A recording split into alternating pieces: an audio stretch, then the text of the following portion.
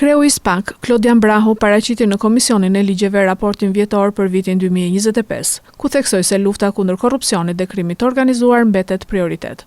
Sipas tij, gjatë vitit 2025, SPAK ka hetuar 871 procedime penale, nga të cilat 294 çështje të reja, ndërsa ka përfunduar 216 hetime.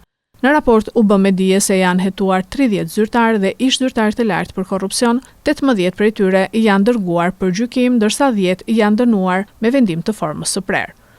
Raporti nëpërmjet procedimeve të reja dhe çështjeve të përfunduara, ajo që ne quajmë koeficienti i përfundimit të çështjeve, u rrit nga 66.4% për vitin 2024 në rreth 73% në vitin 2025. Kjo tregon që SPAK-u ka përballuar një ngarkesë në rritje pa humbur qëndrueshmërinë në mbylljen e hetimeve. Treguesi i rëndësishëm gjatë vitit 2025 është rritja e qasjes proaktive, nga 294 procedime të reja, 109 prej tyre janë regjistruar kryesisht nga prokuria e posaçme, ose rreth 37% e totalit të çështjeve të nisura kryesisht. Në vitin 2024 ky tregues ishte 19.8%. Kjo tregon që SPAK-u po mbështetet gjithnjë më shumë në analizë, në hetim financiar dhe në inteligjencë kriminale, jo vetëm në kallëzime apo referime të ardhur nga institucionet e tjera.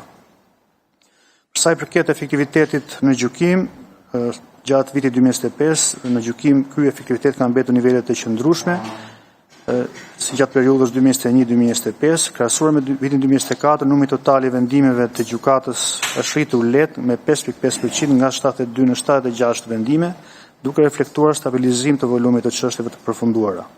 Deputeti i Partisë Demokratike Oert Byllikbashi pyeti kreun e SPAK Brahu nëse do të ketë kërkesë të dytë në kuvent për arrestimin e ish-zëvendës kryeministres Belinda Balluku. Brahu u përgjigj se çështja është nën hetim.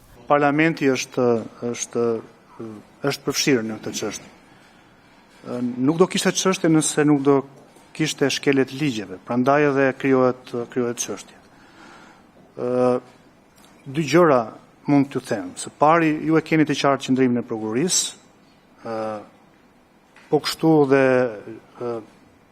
e keni të qartë dhe mënyrën se si prokuria ka vazhduar hetimet pas një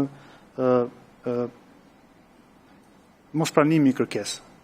Dhe faktet tregojnë që prokuria ka bërë punën. Dhe të dyja së bashku këto elementë nuk krijojnë bindje dhe nuk kanë asnjë dyshim lidhur me integritetin e prokurorisë në një çështje të profilit të lartë. Unë sot nuk mund të paranjoftoj apo të parashpall një vendimmarrje, çështja është në hetim. Nuk mund të them se si do jetë vendimmarrja, nëse do ketë apo jo, por ajo që u garantoj do jetë një vendimmarrje e bazuar në ligj, në prova që sigurohet hetimi, duke marrë parasysh edhe arsyet se pse ku vendi ka vendosur udhëzimin e kërkesës.